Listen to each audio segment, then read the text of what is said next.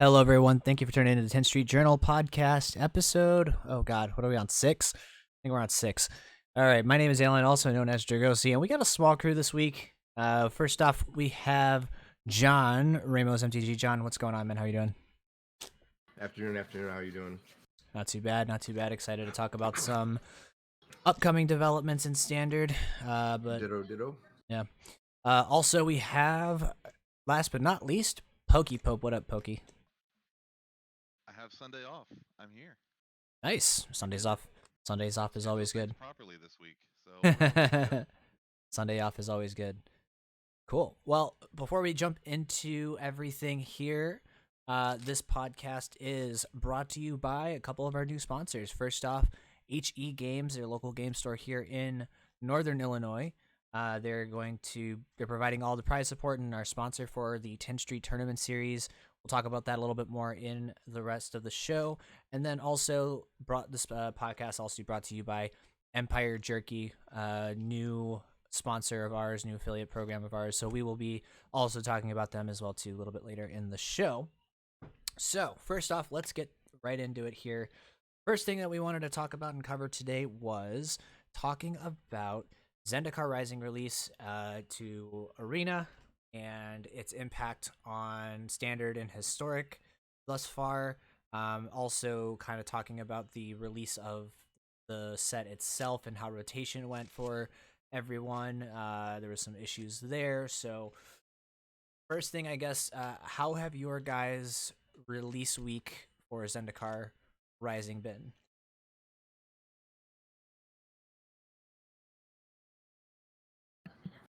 Well, unfortunately, I didn't play as much standard as I should have, but I did a little bit of testing. I was on blue black. I tried some Simic, but I quickly realized that, and we'll get to this later. There's one deck that just is way too good, and not because of like one specific card, but mostly a combination of its parts or some of all its parts. However, I've been more in tune with playing with Historic and my new favorite pet card in Forsaken Monument. That's been my release week. Nice, right on, Pokey. How about you, man? How? I know you've been talking on the Discord about playing the deck that I think John mentioned or had alluded to earlier. You've been playing that a bit. How has your experience with that deck been? I don't even want to mention the deck because it's such a bad taste in my mouth right now. I'm a big advocate for, hey guys, play something new, brew something, have fun with the game. We have such an expansive database, and there's all these crazy decks out there. But I'm also the guy that's going to tell you, go craft your Omnaths right now. Play the deck, get up the ladder. It's leaving Monday. There's no way that card is staying around. I have been playing Four Color Lotus since it came out. I did, let me see, I have 1, 2, 3, 4, 5, 6, 7, 8, 11 full art dual lands right now. I have been playing drafts out the wazoo. Islands are impossible to get, I believe. I've only gotten one of them, but this set is just, ugh, I've had a blast. This limited format is phenomenal. Standard is absolutely a powerhouse right now. If you're not a fan of the ladder and you want to play casually, I wouldn't recommend getting into Standard right now. But if you want to grind and you want to blast your way up some ranks, definitely go craft one of the decks we have right now. Ugh, why haven't they fixed this format yet? Yeah, I mean, for me, kind of the same.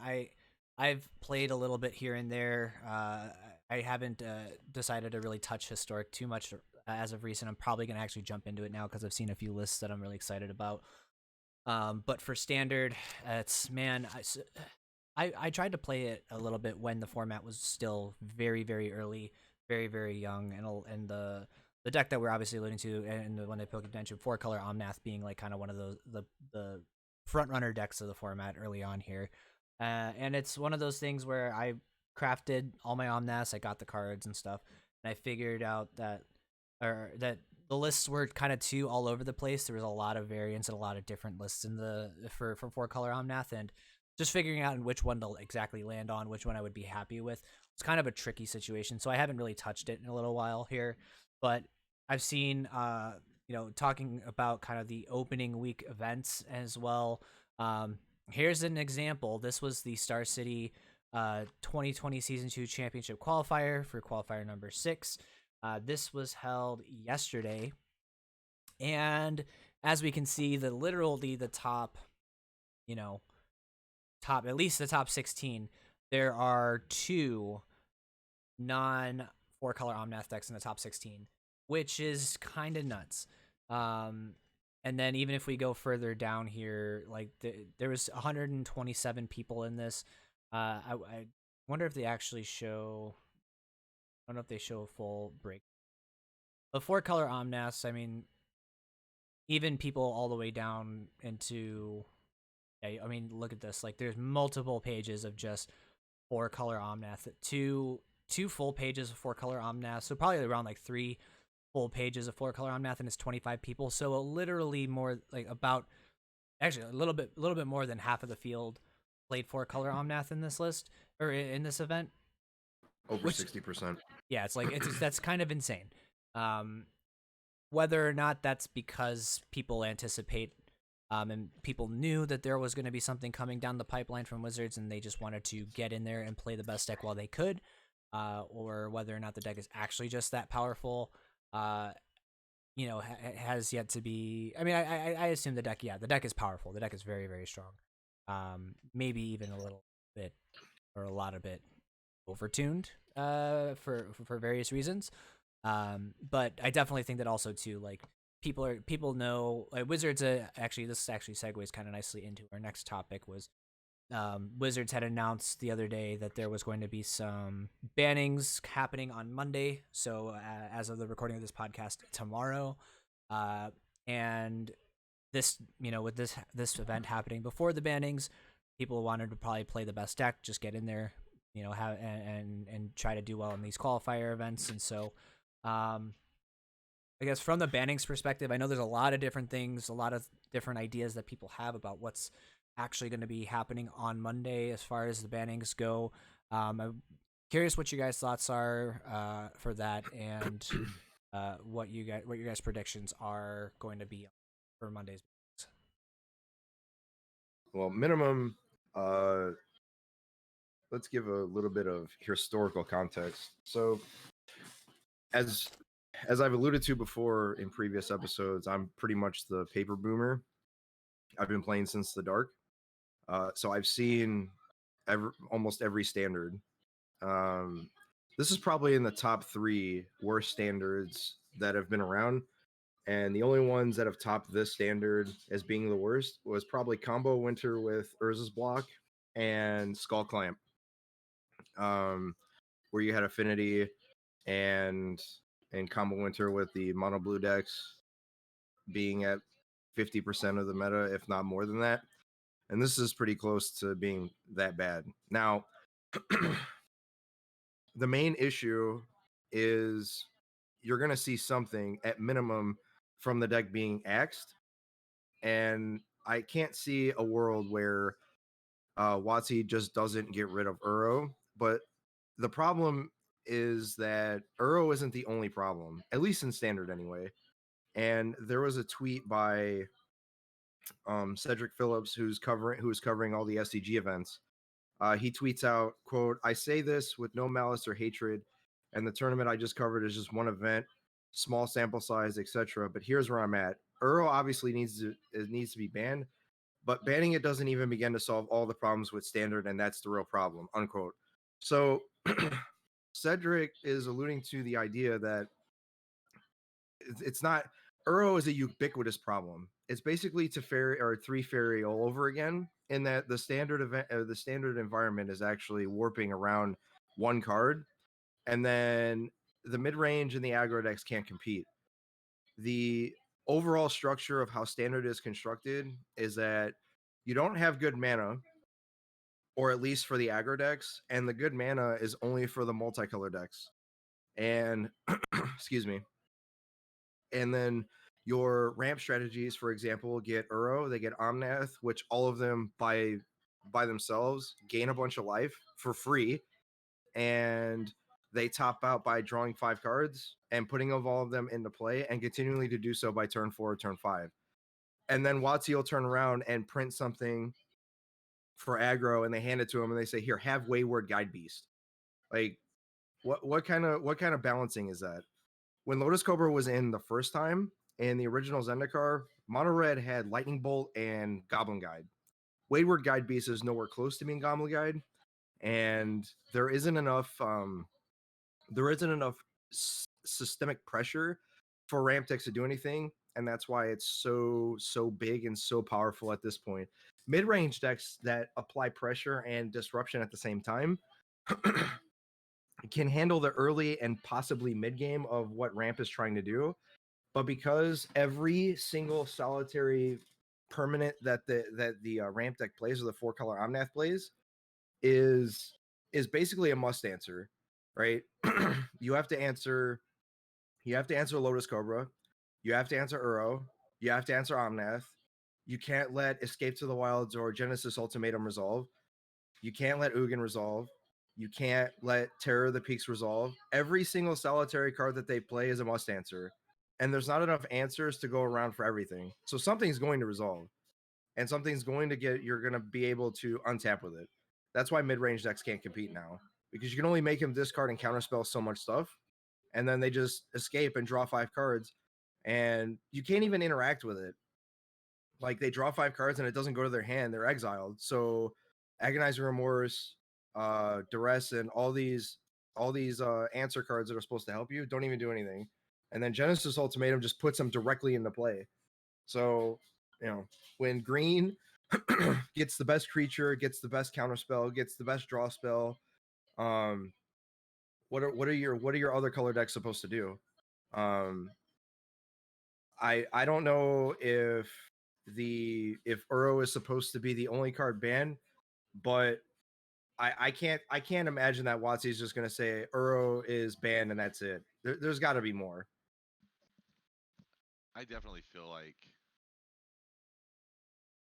and I hate to say this because I'm a green mage, the entire package is an issue. And it harkens back to what you said about the tricolor decks get the best mana base.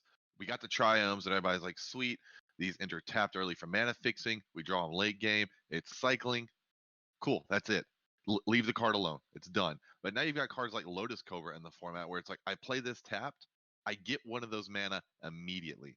There is no downside. The deck plays 8 triomes. If I could put 4 more triomes in this deck, I would. I would play 5 colors because it's just that easy. Omnath, Locus of Creation. Your second landfall tree, your second land gives you, 4 mana, and then that just pinwheels into Escape to the Wilds, which gives you 5 extra cards for your next turn. Like, there's so many times I've just went turn 2 Cobra, turn 3 Omnath, turn 4 Escape into the Wilds with like some ridiculous hits and into like a Cultivate or a second Lotus Cobra, and then next turn just Ultimatum, Escape into the Wilds, Ultimatum, and your opponent's just sitting there like, I got a Relic Robber, good game, I guess. Like, it's not satisfying on my end. I built the deck. It's fun. This is definitely modern level power in a standard environment, and again, it's really hard to pin down what needs to go. Uro's been in the top since it's released. I think that's my big red flag for a card to be looked at. However, with the way that things like Omnath and Genesis Ultimatum, Escape to the Wilds, Terror of the Peaks, especially being in this deck, I don't know what the answer is without banning a bunch of stuff and making everybody mad. Yeah, I mean, so my I'm gonna play the skeptic here a little bit. I agree with you that health of the format is something that really honestly should be looked at and should be acted upon. But one thing that, and this is gonna be their um reasoning behind what they do on Monday. My anticipation is that Uro is the only thing that's gonna go on Monday. And only because the cards, realistically, the cards that are the problems here, the majority of the cards that are problems, talking primarily, I think Lotus Cobra and Omnath being the other two kind of major pieces to this puzzle that kind of allow this deck to spiral out of control. Both just got released. Literally, the set released in paper yesterday or 2 days ago. So the thing that Wizards is going to do is they're going to say, we know that Uro's been a problem for a long time. Ramp has been a very strong player in the standard format for a very long time, and Uro's been the center of it. For the health of the format, we're going to ban Uro. We hear you. We hear people saying things about Omnath and Lotus Cobra. We're going to continue to monitor events and on Magic Online results and determine if these need to go at a later date. Realistically, and this is the same reason why I think Oko lasted as long as it did and Three Fairy lasted as long as it did, is because that the skeptic in me is going to say that Wizards wants to sell packs, right? While yes, in-person events are not happening, there are still stores that are open. There are some stores, some local game stores that are still open, and while they may not be running events, they're still selling product. They're still selling boxes to these stores. So they do still need to sell packs. At the same time, they also have Arena to think about as well too. If the two best, most hype cards out of the set are immediately banned a week after their Arena release, or 2 days or 3 days after their paper release, that doesn't do well for their pack sales. But it's a very difficult line that they tread, right? Because they're gonna get hate and flack no matter what they do, because they printed these cards, they've reprinted these cards, they've put them into the standard environment again, and so they're either going to get hate for not taking action and putting these cards in the format, or they're going to get hate for putting these cards in the format and then banning them, and then people kind of lose. There's like lack of player confidence in there, but the health of the format's much better, arguably. So I think they walk a very fine line here. There is potential. I mean, maybe I've seen some people calling for things from like the Teamer Adventures deck to get banned, because that's one of the Evercleave. I've also heard Embercleave. Yeah, like there's a bunch of other cards. Lucky Clover. Yeah, there's a bunch of other cards that people have been calling for to be banned, kind of from a lot of from Eldraine, because a lot of the power of Eldraine is still around. And again, Teamer Adventures being a deck that literally, generally for the most part, exists in that block alone, lost very little, or if not, I don't think they even lost anything with rotation, and they've gained a few things probably from Zendikar Rising coming out. Things that already weren't replaceable. And right. Looking back at I had the ban list pulled up a couple minutes ago, just scrolling through some things. Looking back at the past standard environment, since we're on the topic of like BNR, the amount of uncommons that have been like targets for bans, like the power scaling, like you can't deny there's a huge power creep in the game right now when Absolutely. uncommons and commons by bulk are starting to hit the we need to watch this list. Yeah, I mean, I feel like. Oh, good. Oh, go ahead. I was going to say that to be fair, that rarity is only, as Watsy has pointed out, it's only for limited considerations. It has nothing to do with standard. like, oh, this has to be a rare because it's a standard, or there's a quote unquote power a power metric or criteria that needs to be met for a certain rarity. Like I'll give you an example: lands, dual lands that come into play untapped, or that do something like the triomes. Like, what would happen if they printed them at uncommon? Well, almost nothing, right? Because they're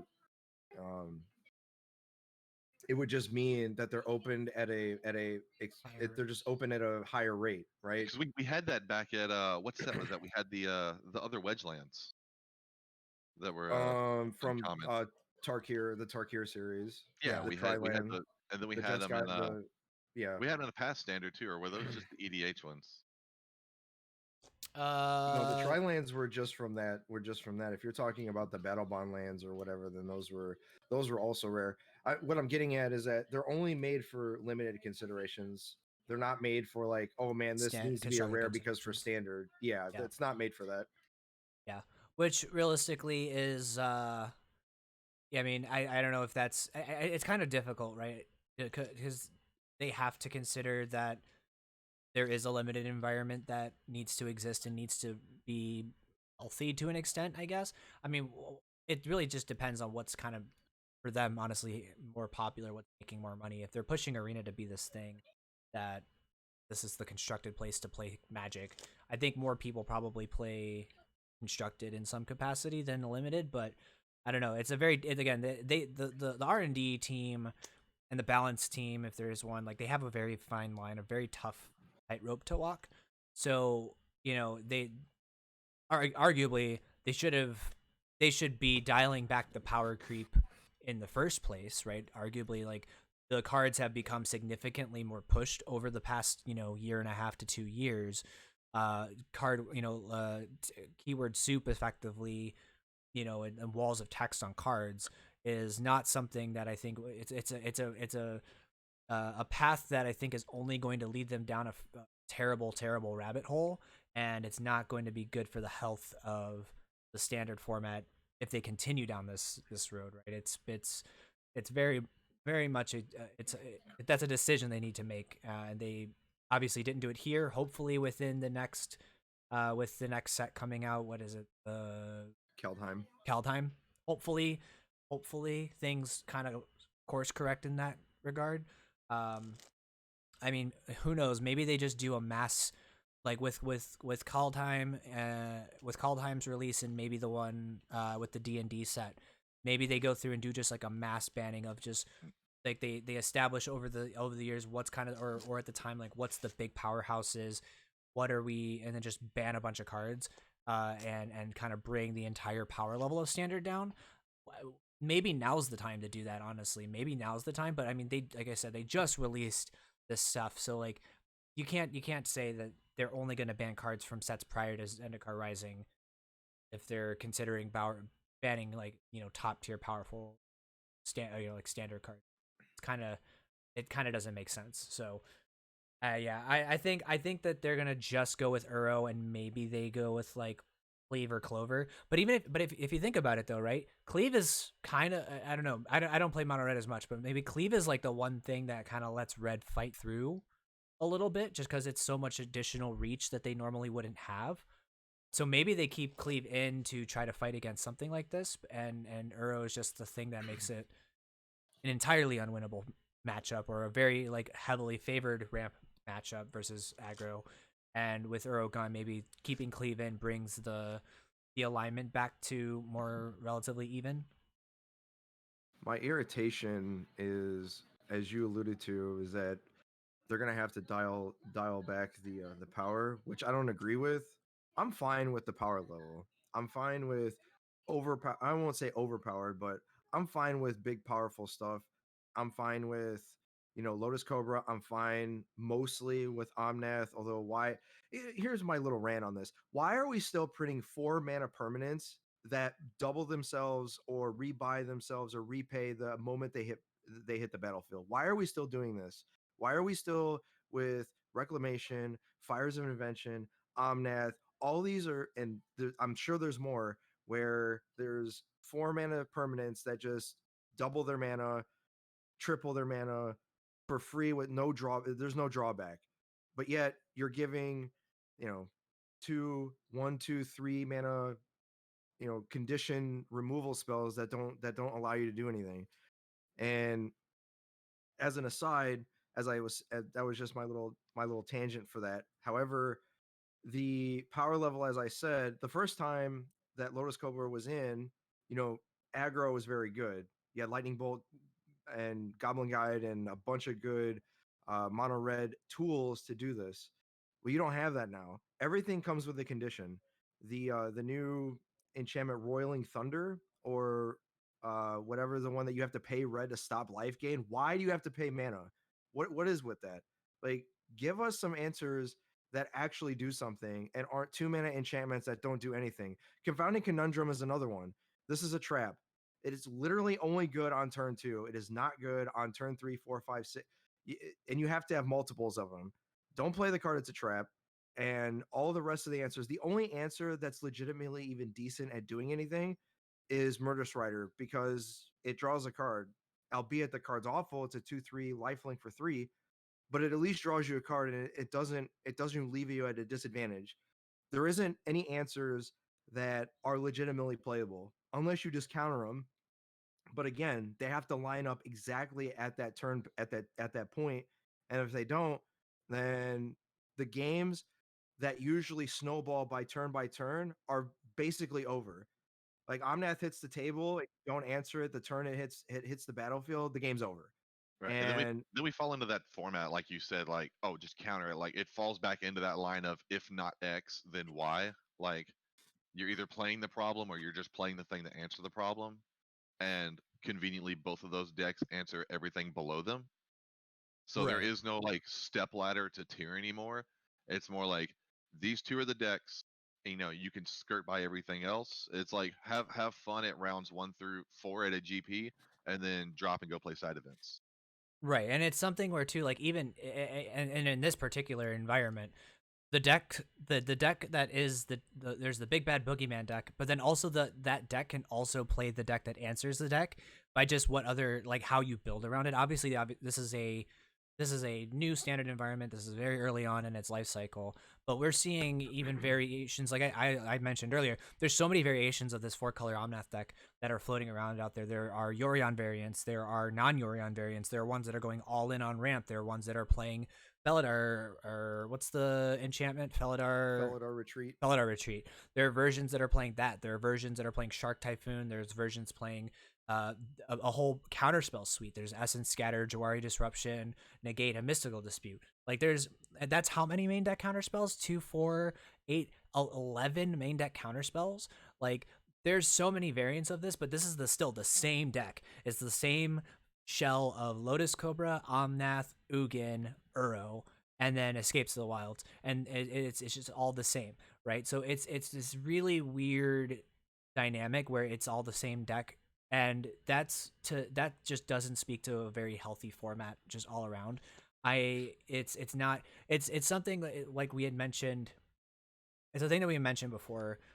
We talked about before with historic, where you know, with the health of a format, you don't want to feel like you're shoehorned into playing particular cards to answer a deck, like a deck that's so prevalent. You don't want to have to dedicate 8 mainboard slots to answering, like in the example of historic, you don't want to have to dedicate 8 main deck slots to answering goblins, right? If goblins is the most prevalent deck in the format, right? It's the same thing here. While if nothing goes and nothing is left unchecked, you're probably expecting to see that people are dedicating 8 to 10 mainboard slots for removal or counter magic to counter the Omnath that comes down. And like for example, this list that I'm looking at here from Aaron Diaz from the qualifier 6. This is the one that is playing 11 main deck counter spells, and then 3 main deck answers, instant speed answers, and a sorcery speed. So 4 main deck answers to Lotus Cobra. Like it is something that there needs to be something done with this. The format needs to have some diversity. The percentages actually showing off here on the right side. So 55% played 4-color Omnath in this event. Like that is staggering, and that is equivalent to the amount of people playing Fires of Invention back in when it was in standard. That was the amount. That's probably less than the amount of people playing Ogo, but that's still like pushing up there. When a singular deck, an archetype, pushes more than even 30% of a metagame, then there is an issue. 30% is like the threshold where they start watching. Right. 30% is the You threshold. you haven't had a standard environment like that, and I can name at least 5 of them where you're looking at a 50% meta where you had that was with the energy Yep. Saheeli combo standard, where there was only 2 decks, and then you had the Valakut I and don't probably Stoneblade or that was at the Clawblade. tail end with Hawkblade or Stoneblade, and then you had Affinity, which was pretty close up there. I think it was at like 30-40% at the time. But you were main decking 12 answers to Skull Clamp alone. At least I did. And the combo winter with I think it was the only deck that was even playable at the time. Like you weren't playing anything else. And then Necro, same thing, where Necropotence was the only deck you were playing. So there's so many. But as I was saying, as I was alluding to before, the power level is only as good as what the decks are allowed to play. So in other words, you can have any standard environment you want, but if the questions are way better than the answers, meaning the creatures or the permanents are better than the answers that you have, and that everything draws a card, gains you 3 life, puts permanents into play, spin around, bark like a dog, and do all other stuff that you can do, and your answer is a 2, 3, 4 mana spell that says gain 2 life and exile target permanent. Like the disparity is just a joke now. Like Yeah. Omnath draws a card, Uro draws a card, Escapes to the Wilds draws 5 cards, Genesis Ultimatum draws 5 cards and puts 5 permanents into play. Like everything in your deck is, or half of it is draw a card, gain this amount of life, and then the other half is lands. So you're never the consistency of the deck is too good, and your answers you don't play answers. You're just how many questions do I need to present you before it's a critical mass and you can't answer them. So it's not so much that I want stuff banned or want a standard form. I can only the last like 2 years has been just like this. The tier 1 decks are far and away way better than any other decks that are in the format, and I don't remember a standard format being this the disparity between tier 1 and tier 2 since there's a a critical mass of the just the 1 or the 2 decks that are good. I have no problem with tier 1 decks, but tier 2 decks are also supposed to be able to win tournaments with very very good uh strategic and tight play with very good metagame selections, and tier 2 decks can't compete in this standard at all Yeah. because the cards are too good. If you're not playing with Uro, you're handicapping yourself at a minimum because of how good the card is taking over every format that's not vintage. It's in every format. Oko, same thing when it was legal in most of the formats. Took over every format it was in. Uh, these cards are. I'm all for push mechanics, but you got to give us something. You can't just give us, agonizing remorse or wayward guide beast to fight these strategies. It's just not. You're not going to have this, or you're going to have standard formats like this where all of the permanents are too good with no answers to deal with them. And a last aside, as a joke, I usually tell for standard formats. Remember when Carnage Tyrant was the card that everybody wanted banned, and the biggest or most premier removal spell was a 4 mana Vraska's Contempt, and it exile the target or exile creature or planeswalker and gain 2 life. Yeah, that was 18 months ago. Now look where we're at. Yeah, it's moved so fast. It's crazy the amount of like you were saying, like everything has draw a card now. Everything replaces itself. Everything has like it's not even just power creep anymore. It's like power jumps. Like they're jumping the power curve so far. They jumped it so fast over 18 months, and it's just insane. It's far too fast, and there's only two paths that this can go. Right? There's only two paths. They can either back down the power scale or correct the power scale in some capacity, or the whole format crashes and burns. Like one thing I think that was interesting that you had said that to give us powerful answers to these powerful threats, right? Like what's like there's no reason why they can't print lightning. There's no reason why they can't print counterspell again. There's no reason why they can't print some of these particularly universal answers when they're going to allow and give the rest of the field so many diverse and powerful threats. Like it just feels. I would wager that if Bolt and Counterspell, right, both just a universal blanket 2 mana counterspell and a like no pays X or whatever, and a blanket 3 mana damage removal spell were in the standard format, things would be a little bit different. It doesn't answer Uro. It doesn't answer Uro. Doesn't answer Uro. That doesn't change. Or I think Uro is still very much a little bit too over the top. But everything else is not so far out of the realm of feasible to deal with by just those 2 cards alone. Agreed, 100%. I quickly while you were talking, I was a little quiet. I was actually pulling up a list right now since we're talking about the problem and versatility that these decks get, and it's you want to do this, you have to play these X cards. I was looking at I kept trimming it down. I started at 70%, went to 60%, and then went to 40%, and then I was kind of in a middle ground. I compiled the 4-color list specifically consisting of cards that say see 60% playability in all the lists from this past weekend and reporting tournaments from this weekend. There's 8 flex slots. There are 52 out of 60 cards that see 80% or more, 60% or more play. Like you can't play anything other than these 52, give or take lands, and it's ridiculous. It's all 4 copies Lotus Cobra, all 4 copy Oro, at least 3 Omnath, 3 Escape the Wilds, 2 Genesis Ultimatums, and it's like you said earlier, all these cards just replacing themselves. Lotus Cobra not punishing you on cultivates. You only go down like 1 mana on a cultivate. You go down no mana on the cultivate if you fabled passage into a cultivate. You go down almost no mana if you Uro into a Evolving Wilds or a Fable Passage, or Escape the Wilds into Evolving and Fable Passage. All these cards that just replace themselves was a problem. We did see that, like you said earlier, with the energy package. Creatures were just coming in and essentially leaving you stored mana in the form of energy, and you had 1 and 2 mana cards that abuse that, and then you were spinning the wheel on turn 3 or 4 just about as soon as that card came down, and you were hitting things that were just warping the game.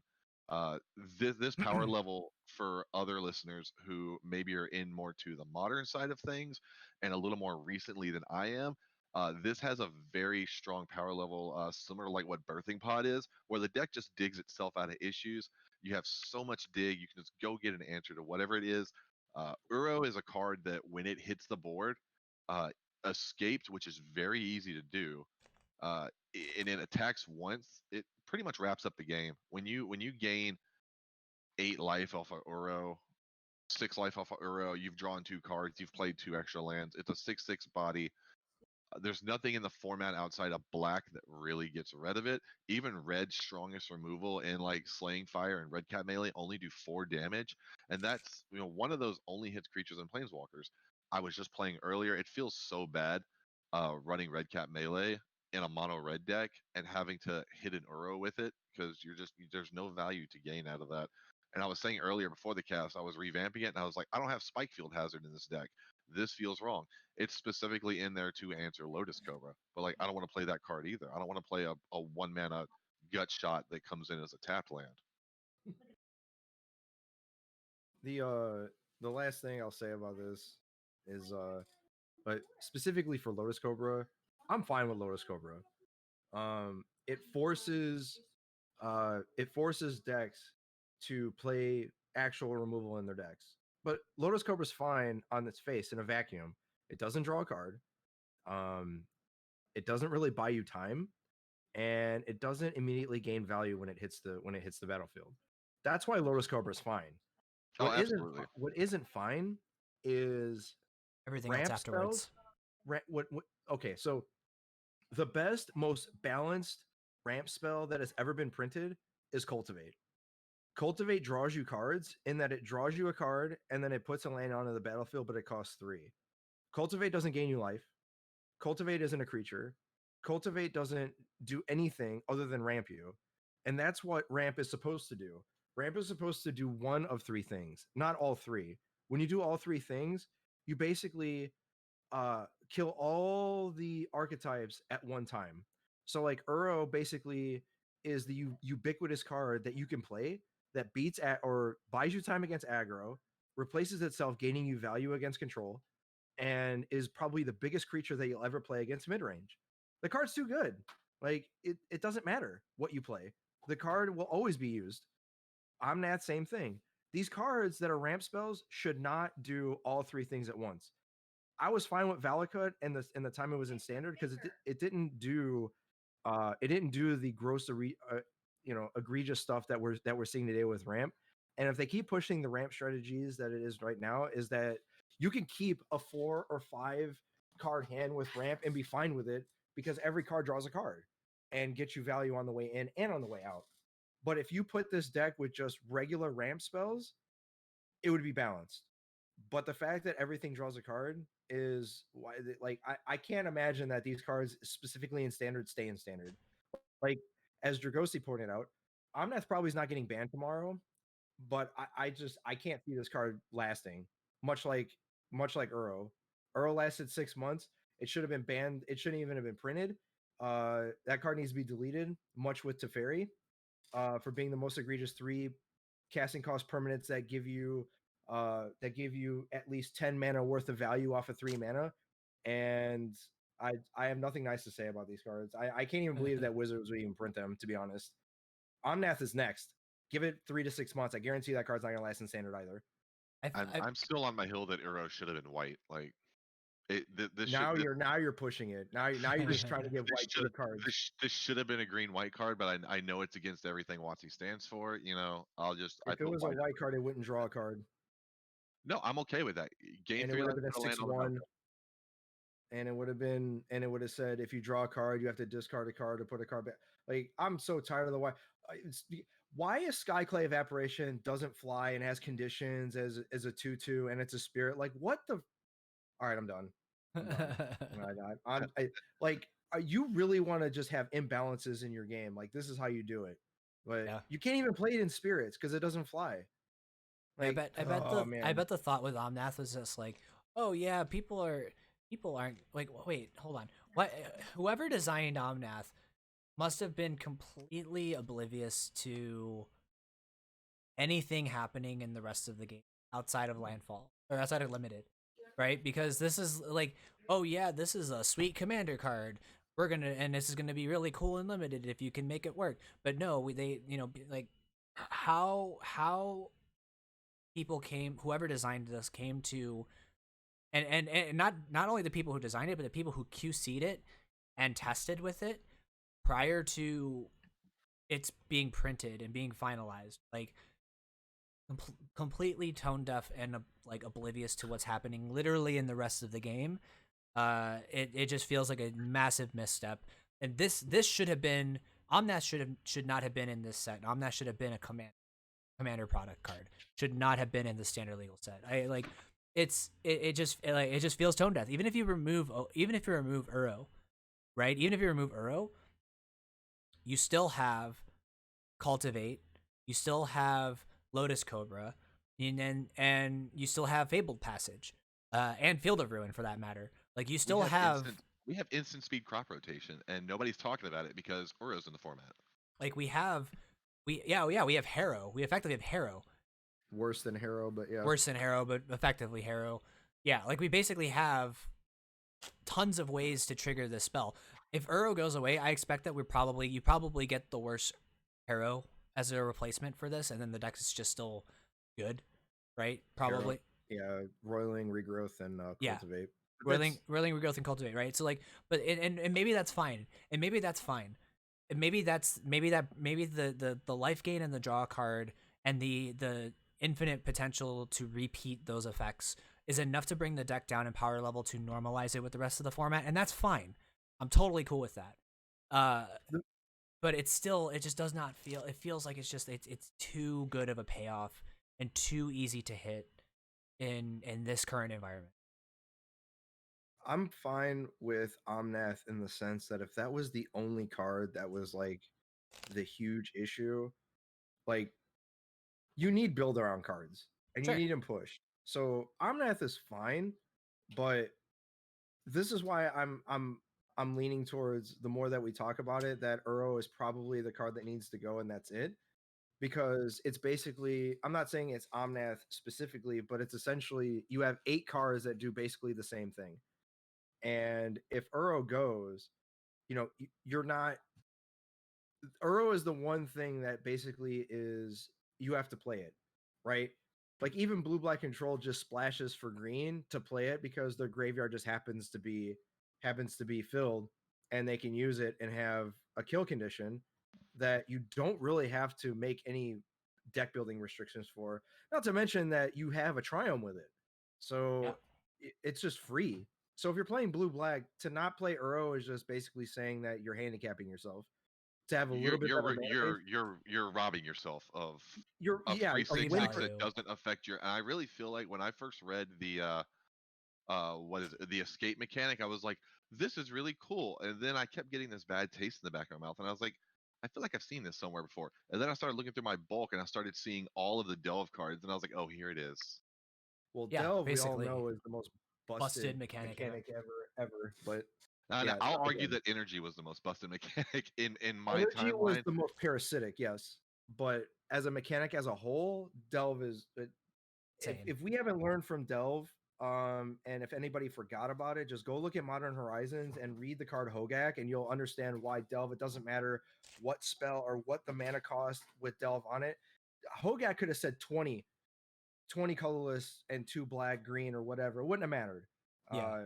It still would have came out on turn 2.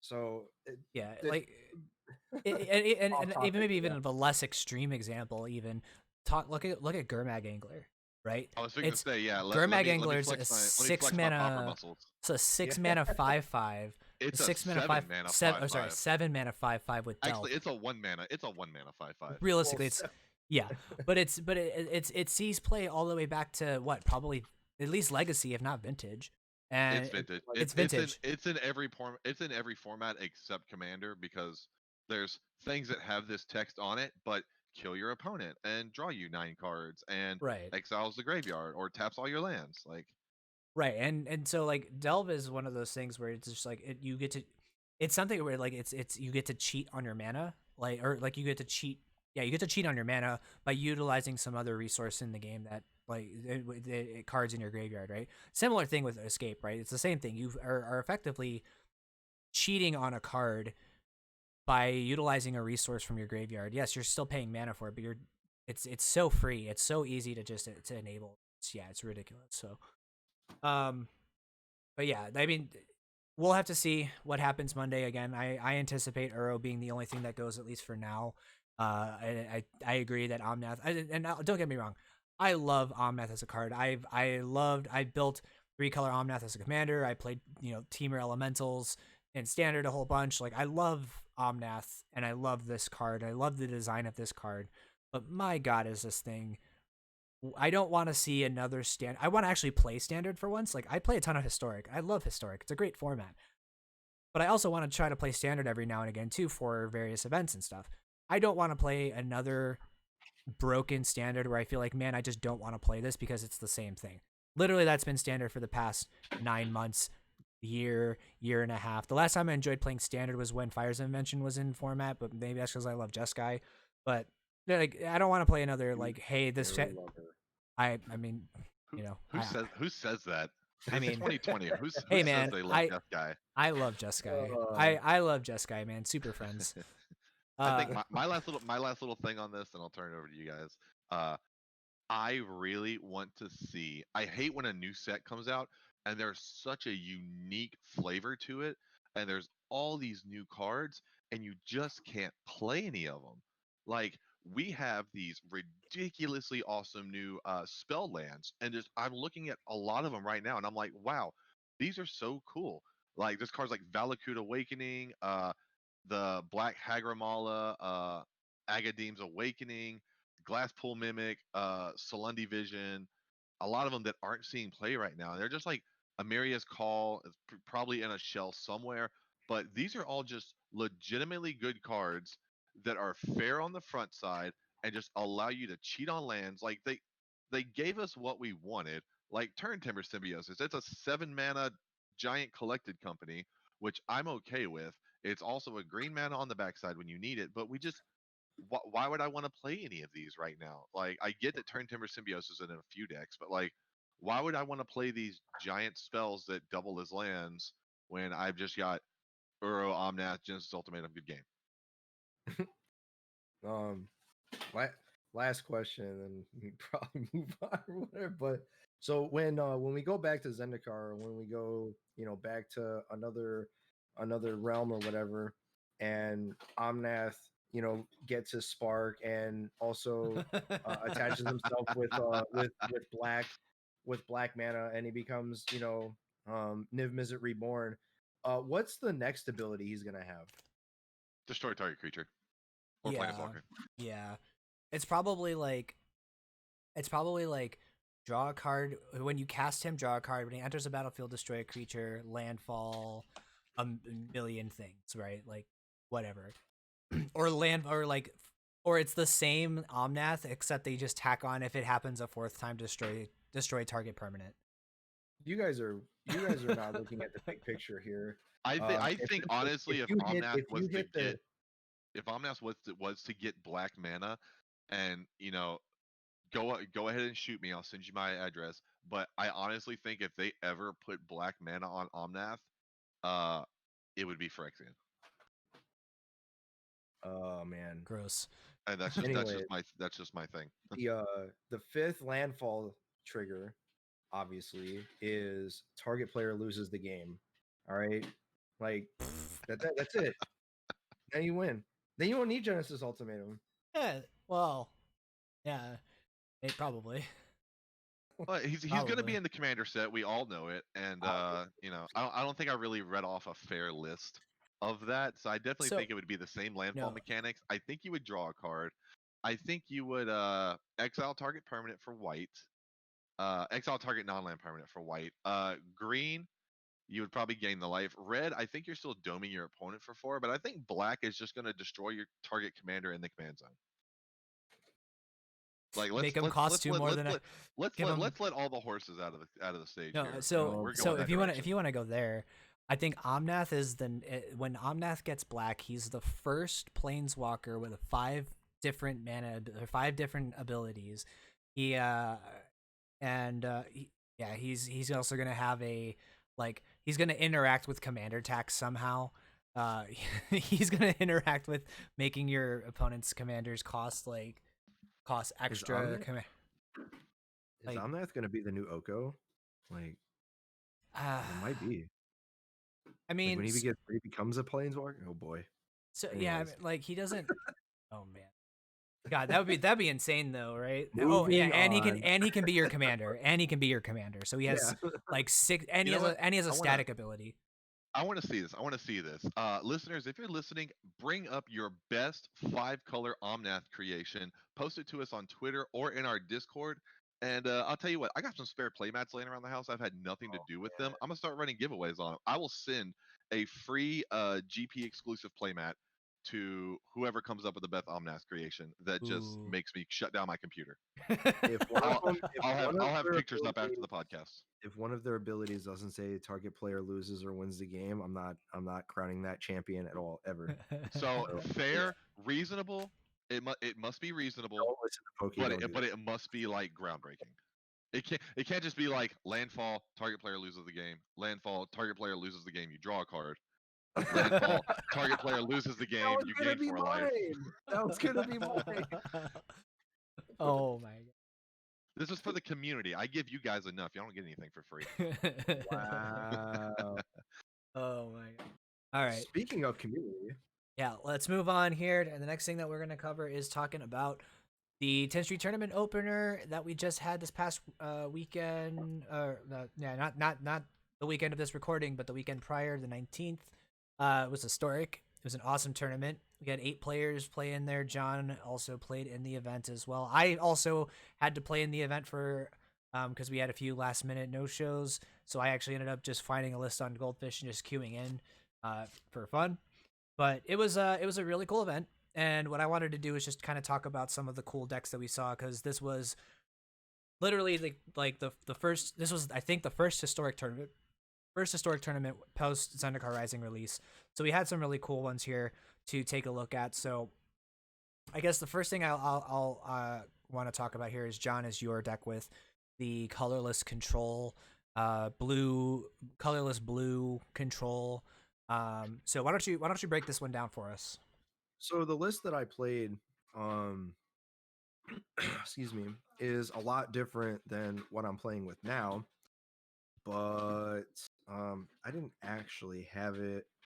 I have it pulled up on pulled- the screen. Yeah, I'll here. I'll post it in the I didn't Discord. actually have it pulled up, There, which is I kind of a posted it in the Discord here.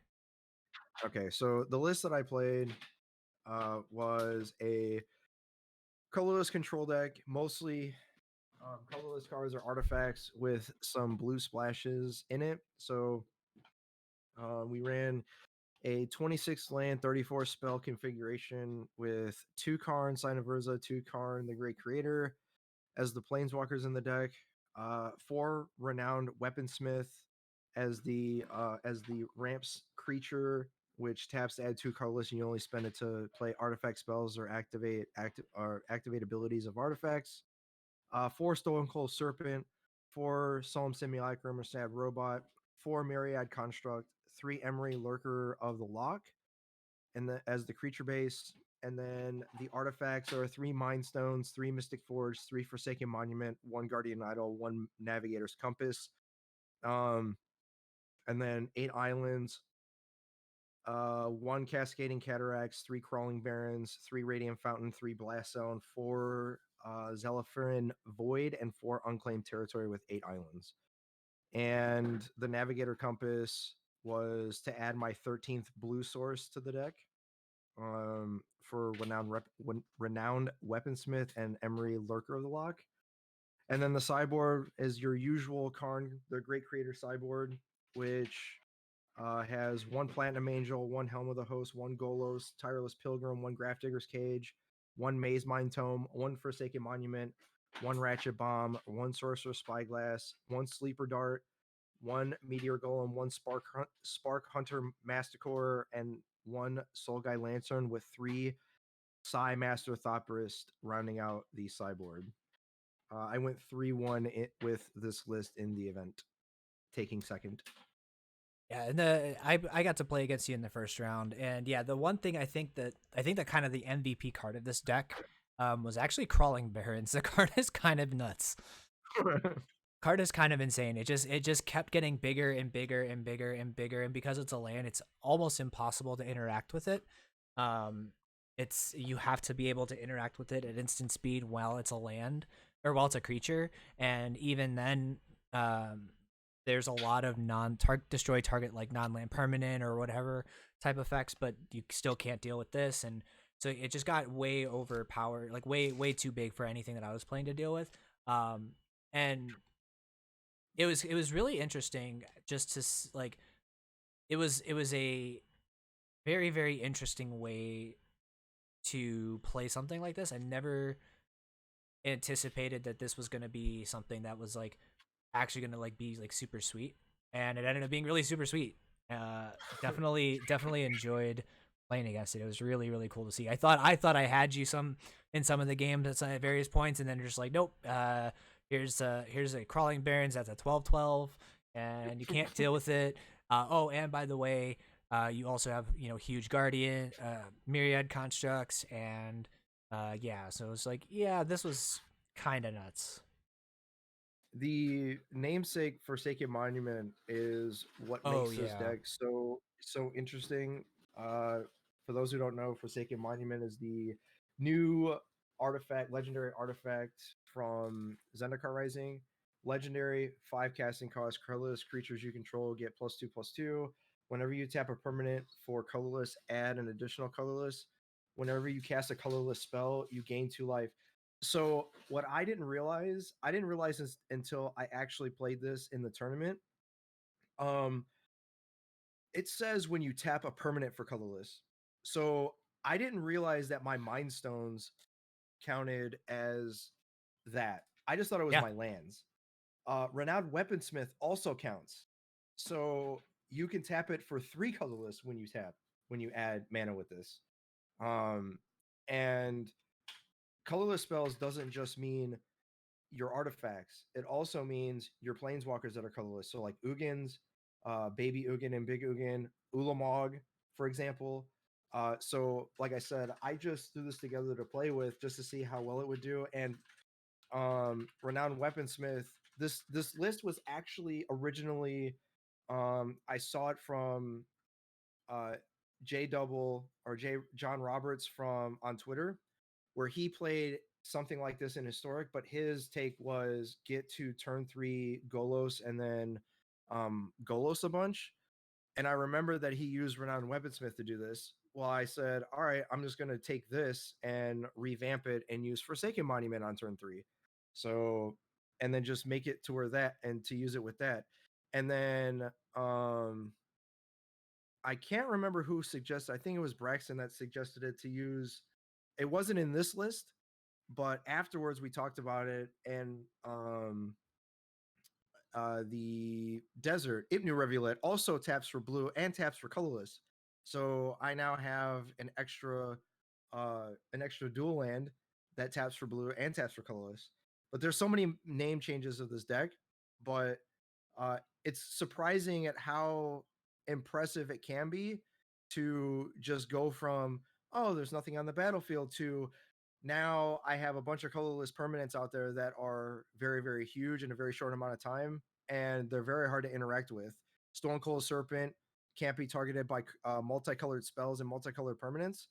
And so, like, Uro doesn't block it. You can't deal with it like Assassin's Trophy, or you can't deal with it with Angrath, Vraska, Very. Teferi. Like, there's nothing you could do. It's like so evasive.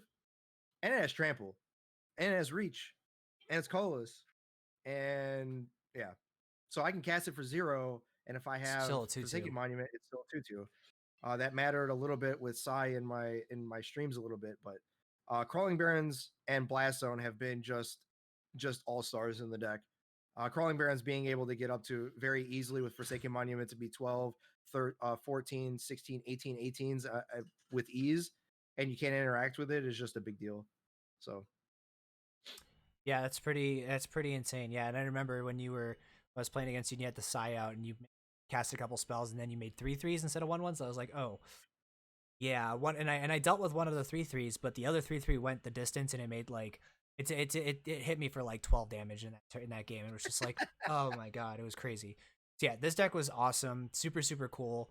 We'll post John's updated list for this in our Discord, so make sure that you join over on the Discord to grab the updated list of this one. But the next, both of them, oh, go ahead. both of them are in there now. My Oh, okay. updateds. Okay, cool. So those are both in there in the Discord. The other cool couple decks that I wanted to showcase, actually, I need to check this one because I don't remember what this one particularly. Oh, this was just okay. This one was just Jeskai Luca. I'm not gonna look at. The other one that I thought was super cool and unique was a deck from Sean Hughes, which he is Busted Sleeves on Twitter. And he put in this Teamer combo deck, so basically a Splinter Twin deck. And I played against this one as well too. This deck was absolutely crazy. It felt like it wasn't doing a whole lot of anything, and then it did everything. That's basically what it was. Like this looks explosive. Like, oh, it was dumb. I had it pulled up, but I was looking at the Jeskai combo deck because I'm a big fan of Luca, but I had this one pulled up as well, and oh my gosh, my eyes immediately went to 4 Seagate Stormcallers and 1 Questing Beast, and I was like, all right, I'm in. I don't care what the other yeah. I don't care what the other 70 cards are. So the basically the combo of the deck is you cast a Seagate Stormcaller. See, this is a turn 4 deck. You cast Seagate Stormcaller, and then you cast Neoform, and then basically you have 2 copies of Neoform on the stack. Then your first Neoform, you stack your Seagate Stormcaller, and you get a Dualcaster Mage with still 1 Neoform on the stack, and Dualcaster Mage over and over and over again. And since you are copying the spell, you don't have to sacrifice anything to cast the copies of Neoform. So, or since they're just getting put onto the stack, so you just get 4 Dualcaster Mages, then you get 4 Glasspool Mimics copying Dualcaster Mage, and then you finish it out with Tuk Tuk Rubble Fort, and like Bone Crusher Giant or Brazen Borrower or any other of the 3 drops here, and you just attack for lethal on that turn because everything gets haste from Tuk Tuk Rubble Fort. Like this is the mandatory. You need to find this card. Now the one thing about this is that this deck has to mulligan pretty aggressively to find at least these 2 pieces and 4 lands. And the one thing that I when I played against him that was a little bit tricky, and this may need some land revisions or what have you, but if you cut the deck off of blue, it doesn't do anything. I actually ended up thought seizing him on turn 1, and I took his glass pool mimic from his hand, and this is one of the flip ones that turns into a blue source. I took that from him, and he never found a blue source, and he just didn't do anything for the rest of the game. So it's maybe a situation where we just kind of need to revamp the mana a little bit, fix that up a little. I mean, I don't know how much more we could really be doing with this. Maybe instead of one of these turn timber symbiotes or something like that, we're playing something else. Like we're playing the blue mythic one flip land, or we're just playing more lands in general. But it is something that if you can hit it turn 4, it just goes off and you don't lose. Once the combo gets going, it's almost impossible. I mean, like the only way you can really deal with it is if you deal with the Tuk Tuk Rubble Fort when it comes out. Like you kill it before they attack. Then you have a chance, and then pretty much like the combo gets shut down. But even at that point, they're still sitting at a board state of 8 3/3s and a Bone Crusher Giant. That's pretty hard to deal with. I mean, you have to follow it up with, you have to go kill spell into sweeper to even have a chance, and at that point, then you absolutely win. Most of the time, I mean, they do have a questing beast, some love struck beast, and Night Pack Ambusher in here for, I guess, assuming for some backup. But even still, like, it's pretty rough. But this deck is kind of crazy, super explosive, really really cool. I don't know if there's any newer iterations of this build from him that he's been playing with at all, so we'll have to check in with him to see. There is. It's a turn 3 deck now. Oh God. Okay. Well, Now, we'll find. I gotta find read. that. I gotta read Neoform real quick. It's one specifically equal to 1+ the sacrifice creature's mana cost and put it on the battlefield. Okay. Right, and Yeah, so so they use. I would definitely think. So unfortunately, Tuk Tuk Rubble Fort is the probably premier one right here. My go-to in any kind of like this green red teamer, give them haste go. I played the Naya version of this in Commander, and mine was like Summit Voice of Dissent. Oh, sure. Giving it, first strike, flash, double strike, vigilant haste, but it's a 5-drop 3/4. So I do see the Right. power level there. As far as the mana goes, I was kind of like weaving this in my head while you were talking. Definitely, man, if you happen to listen to this, my only thing is you're stacked on lands. Don't be afraid to throw in a couple more duels there. You've got the 3 turn timber symbiosis, the 2 shatter skull smashings, and the 4 glass pool mimics. That's 4 7. That's 9 extra lands in your deck. So you're roughly running about 28 lands right here. The stomping grounds are okay. You do need the red mana. The triomes, I would maybe trim 1 triome. You can maybe review the number of breeding pools as well. I would definitely slide Hinterland Harbors in here. They do work with the triomes very well, and they do give you the blue and green that you pretty much desperately need here. You do need it to cast a Neoform. The Lovestruck Beast early on doesn't really get you out of anything. So yeah, all in all, this is a really sweet deck, and I hope they ban some stuff on Monday because I want some wild cards. I don't know. This is something I would build in Historic. I don't know what he changed. Like, I don't know what he cut, but he added Paradise Druid to the deck. So, Oh, interesting. Okay. So you use Paradise Druid. So obviously you turn 2 Paradise Druid, turn 3 Seek and Soul Color, Neoform, and kill you on turn 3. So I mean, I guess also Lotus Cobra would probably work here too. Lotus Cobra also, anything that fixes your mana on 2 is It's playable. I would if I use Lotus Cobra, I would use it as a supplement to Paradise Druid because you can't interact with Paradise Druid with spot removal. You have to have like Innocent Blood or something to deal with it. So Yeah, maybe that's what a good reason. I know what he changed. I don't know what he took out, but I know that Paradise Druid's in the deck now for that. Yeah, we'll have to find an updated list. We'll have him post the list on our Discord as well too, because yeah, this is a super super sweet list. Definitely, we'll be looking to give this one a shot on the ladder as well as probably future events as well too. I mean, this is pretty all in. So I mean, realistically, I guess the Graph Digger's Cage can't shut this down. So maybe this is like a tournament deck, and maybe this is like a niche tournament deck to spike an event when things like Muxus are not as rampant or Uro is not as rampant, and you're not needing people aren't playing as many Grafdigger's cages. But it's still a super sweet list nonetheless. And we thank him for Sean for and everybody who came and played in the 10th Street Tournament Series opener for joining us and playing.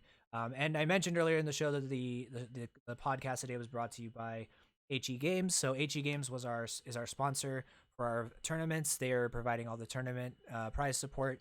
So we have some packs of Zendikar Rising to give out to people.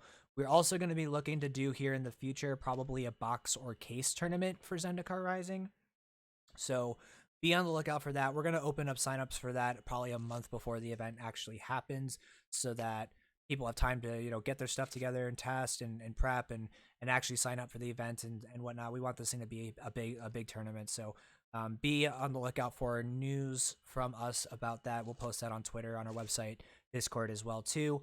So yeah, we'd love to have everybody come out for that as well. But our next event is going to be this coming Saturday. It is going to be standard. We're hoping that with Monday's bannings, things will shake up and standard will be, bearable. So be on the lookout for news. We'll be posting that information later today, if not first thing tomorrow morning. So be sure to go and sign up for that. That is going to require a Patreon code. So you'll head over to our Patreon, become a patron of ours for the $5 tier at the bare minimum. That will get you into a code to get into the tournament. And then from there, you can just go and register, use the code, and you'll be in on the event. So cool. Next thing here, and it's kind of the last thing that we are going to be closing out with for the podcast today, is Empire Jerky.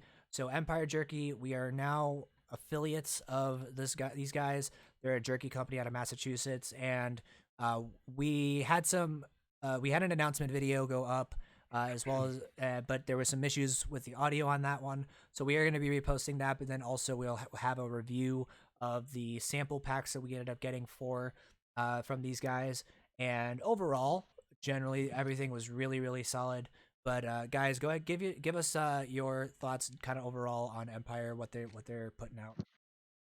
Dragon's Breath is hot. Ha ha ha! I see what you did there. The jerky is really good, and I'm not even a fan of certain flavors. Buffalo sauce is not something I like, and the buffalo jerky or the buffalo sauce jerky is not overly buffalo saucy, and if that makes any sense. It's buffalo flavor. Yeah, it's not drenched or overbearing of buffalo sauce as in the taste or the feeling. It's just like flavoring, so to speak. So all the jerky was good, even the dragon's breath being very, very hot. And I'm not one for spicy. Like I won't eat, like I've tried it, but even though if anyone that likes very, very spicy or very, very hot stuff, it's just as advertised, but still the meat and the taste and the flavor was still good, even though it was very, very hot and unbearable at times. So Actually, I did my product review. I got all the packs graciously from them. I want to say thank you again. There was a bit of a miscommunication, and I threw everything in the cart with my affiliate code, and they totally did not have to send me a sample of everything, but they did. Oh, they sent us samples of everything. Oh, did you? It was six. Awesome. It was six bags, right? Yes, yeah. It was 6 bags. I thought that was going to be my error, and I was apologizing to them for it in my video. So yeah, I thoroughly enjoyed all of these. I'm from uh backwoods in the south where I was growing up from. I had a lot of my friends. We would hunt deer and like wildlife in the fall seasons, and we would cure meat over the time. The winter it would usually set, and then we had those good spring snacks to good summer snacks for picnics and vacations, hunting trips, camping trips. I've had a lot of jerky in my life. This was absolutely fresh. The cuts were thick. All of the sauces and the dry rubs that they have on them. I only have my mango habanero, the carne asada, and the dragon's breath left. I'm probably not finishing the dragon's breath. I'll pass it off to one of my friends who really enjoy the spicy food. It is a kick you in the face hot.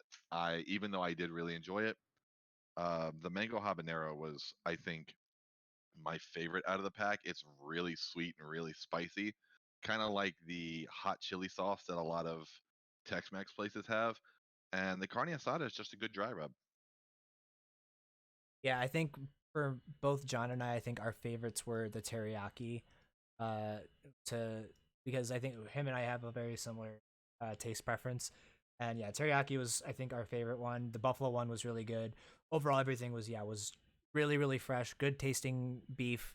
Um, good rubs on everything. It all tasted very good. Even actually, the Hawaiian barbecue one. So a few years back, my wife went to Hawaii for a vacation, and she brought back a jar of this like Hawaiian barbecue sauce, that like a homemade Hawaiian barbecue sauce, and it actually tastes a lot like that Hawaiian barbecue sauce. So I mean, it's authentic. It tastes great. They are definitely um, their jerky is a little bit on the pricier side of life, but for what you're getting, it's quality. It's fantastic. So, they even have a pack, a few like what do they call like a what's it called here? They have a charity edition for the teriyaki one that goes to the Pediatric Brain Tumor Foundation. So if you buy that version of it donates to charity, which is great. So yeah, everybody go on out to empirejerky.com. We have the site pulled up here. And when you order, make sure that you use code 10 Street News. We'll put that into the description.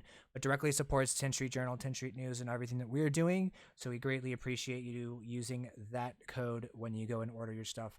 Again, we recommend all of them, depending on your taste preferences, but definitely the teriyaki is a banger. The Hawaiian barbecue is a banger. The buffalo's incredible. So definitely go check I've that been out. I've been muting my microphone because I've actually been finishing off the carne asada this whole time, and I didn't want the bag to be I didn't want the bag to be rustling. But now that it's like product placement time, I'm gonna Rustle it sit up here a and little bit. rustle and chomp on the jerky. Yeah.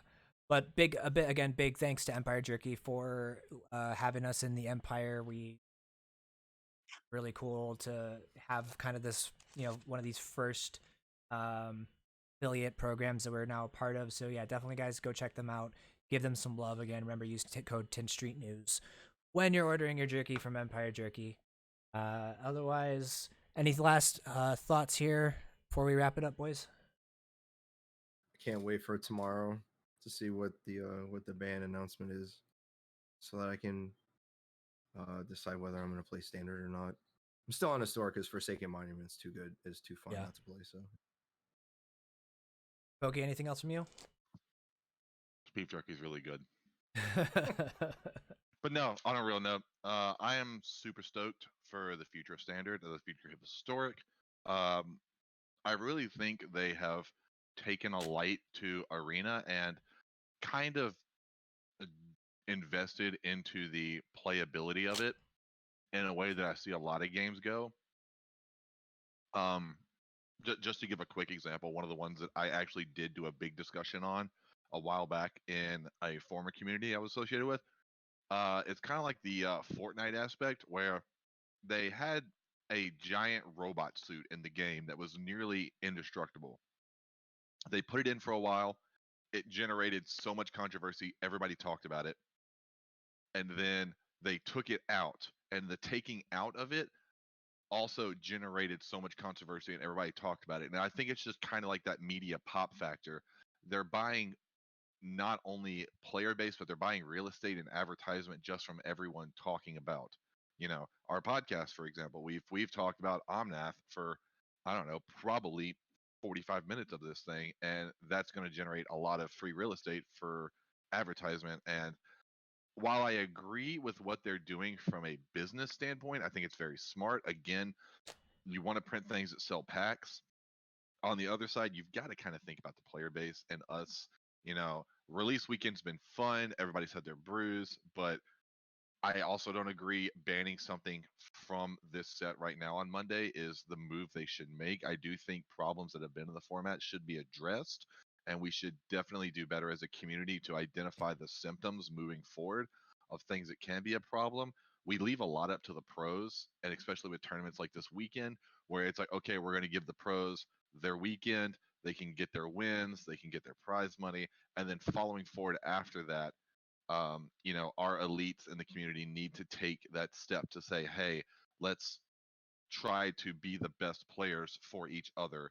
Let's find answers. And I think that also snowballs down to a community. And that's where a lot of our tournaments that we do, like our 10th Street Journal tournament series, is going to be in. Uh, you know, just keep working. Don't let it discourage you. Again, like I said at the beginning of the podcast, I am a very huge advocate of brews. I have a lot of friends here that are huge advocates of brews.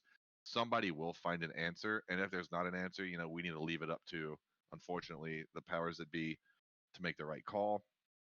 But I'm having a blast with it. I know you guys have as well. Uh, and that's all I got. Welcome back to Zendikar. Yeah, pretty much. Hooray! Hooray! Yeah. Otherwise, for me, yeah, I'm excited to see what happens on Monday. We may one thing that we had talked about and discussed with the 10th Street Tournament series, kind of in the past, talked about it was doing kind of stipulations, deck building restrictions for certain things. Like Jeff Hoogland had did a historic tournament where Three Fairy and Wilderness Reclamation were banned from the event before they were actually banned in the format.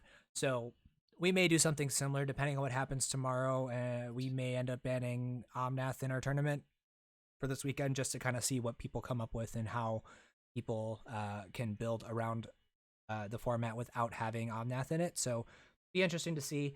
But we will keep everyone posted. Stay tuned to the 10th Street News here on YouTube, 10thstreetjournal.com, at 10th Street News on Twitter, our Instagram, 10th Street Journal, or 10th Street News, one of the two. Make sure to head over to our Patreon, patreon.com/10th Street News, to get signed up for the tournament that's happening this weekend, and future tournaments as well too. And then also, like I said, helps us a ton. Check out Empire Jerky again. Use code 10th Street News for that as well. Shameless plugs and all that. But thank you guys so much for watching the 10th Street Journal podcast, episode 6. We have been the 10th Street News crew. We'll see you guys in the next one.